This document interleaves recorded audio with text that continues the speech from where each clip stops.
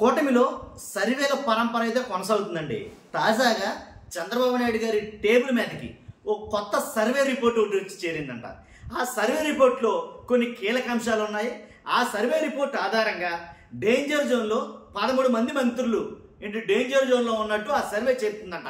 కాబట్టి చంద్రబాబు నాయుడు గారికి ఆ సర్వే రిపోర్ట్ చూసిన తర్వాత నిజంగా ఎలా అంటే వాళ్ళు పిలిపించుకుని మరీ మాట్లాడి 100% వాళ్ళు సెట్ అవుతారా సరే, వాళ్ళు మారతారా సరే, మారకపోతే మిమ్మల్ని మార్చేయాల్సి వస్తుంది అని చెప్పారంట. అసలు ఎవరా 13 మంది, ఎందుకని ఆ సర్వే రిపోర్ట్లో వాళ్ళ మీద ఏమని ఉంది, ఇవన్నీ తెలియాలంటే ఫస్ట్ లైక్ చేయండి.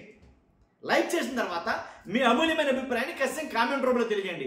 అంతేకాదు కొత్తగా మన ఛానల్ చూస్తే పక్కాగా సబ్స్క్రైబ్ చేయండి. ముందైతే కనుక మీ అమూల్యమైన అభిప్రాయాన్ని కామెంట్ రూపంలో తెలియజేసిన ఫస్ట్ లైక్ చేయండి. ఇప్పుడు ఏంటంటే చంద్రబాబు నాయుడు గారి దగ్గరికి వచ్చిన ఆ తాజా సర్వే రిపోర్ట్లో ఎవరెవరి జాతకాలు ఏమున్నాయి, అసలు యాక్చువల్గానే వాస్తవానికి కూటమి పరిపాలన వచ్చిన తర్వాత ఏడాది పూర్తి కాకముందే చాలా సర్వేలు వచ్చాయి. కేకే సర్వే అని, అలాగే రైస్ సర్వే అని, ఇలాగ 1 కాదు 2 కాదు 3 ఆఫ్ ద నేషన్ అని ఇలాగ కొన్ని సర్వేలు అయితే వచ్చాయి.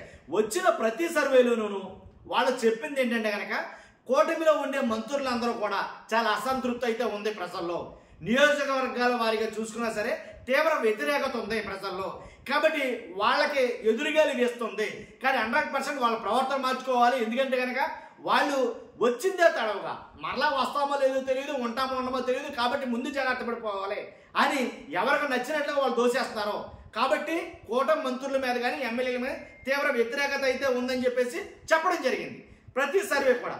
కాబట్టి అంటే అసలు యాక్చువల్గా 25 మంత్రులకు గాను 25 మంది మంత్రులకు గాను 13 మంది మంత్రుల మీద అసంతృప్తి ఉంది, వ్యతిరేకత ఉందంటే అది ఏ రేంజ్లో ఉందో అర్థమవుతుంది మనకి.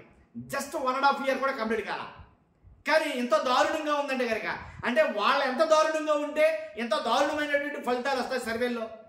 కాబట్టి ఇది వాళ్ళు వీళ్ళు చేయించుకుంటే చంద్రబాబు నాయుడు గారు అనుకోవచ్చు, సాక్షాత్తు చంద్రబాబు నాయుడు గారే చేయించుకున్నారట, అది విషయం. కాబట్టి టీడీపీలోనేమో 21 మంది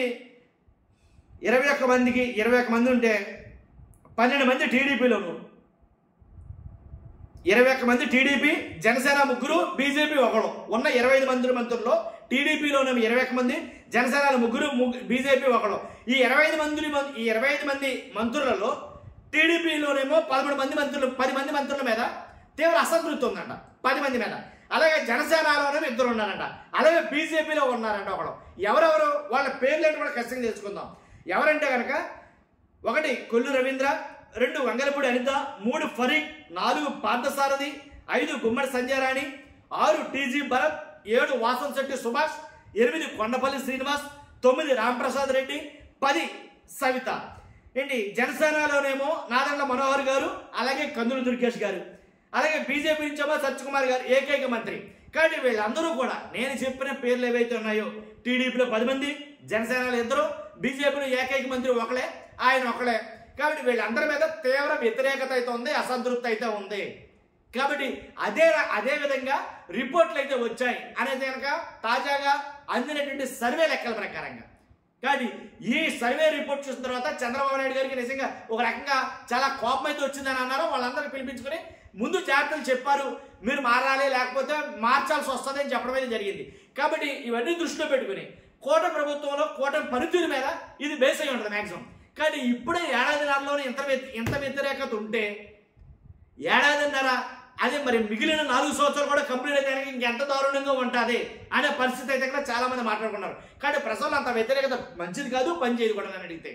కానీ సర్వేలు చేయించుకోవడం వల్ల మంచిదైంది చంద్రబాబు నాయుడు గారు. ఎందుకంటే కనుక ఎవరి పరిపాలన ఎలా ఉంది అంటే ఎవరు ఎలా పరిపాలిస్తున్నారో, ఎవరి పనితీరు ఎలా ఉంది అనేది మరి ముఖ్యంగా ఏ మంత్రుల పనితీరు ఎలా ఉంది అనే దాని మీద సంవత్సరం అయిన తర్వాత సంవత్సరం కంప్లీట్ కాకముందే సర్వేలు అనేవి చంద్రబాబు నాయుడు గారు చేయడం జరిగింది. కాబట్టి జిల్లాల వారీగా సర్వే కూడా చేయించుకున్నారంట చంద్రబాబు నాయుడు గారు. జిల్లాల వారీగా నియోజకవర్గాలు 7 ఉంటే 7 ఆ మంత్రి, కాబట్టి ఆ జిల్లాలో ఎలా ఉంది అనే సర్వేలు కూడా చేయించుకున్నారంట. ఆ సర్వేలు కూడా దాని ద్వారా కూడా వాళ్ళందరినీ హెచ్చరించడం జరుగుతుందని అంటున్నారు. చూద్దాం రానున్న రోజుల్లో ఏం జరుగుతుంది ఏంటనేది. చూస్తున్న మీరు అందరూ ఫస్ట్ అయితే లైక్ చేయండి, మీ అమూల్యమైన అభిప్రాయాన్ని ఖచ్చితంగా కామెంట్ రూపంలో తెలియజేయండి. అంతేకాదు కొత్తగా మన ఛానల్స్తో పక్కాగా సబ్స్క్రైబ్ చేయండి. Thank you very much.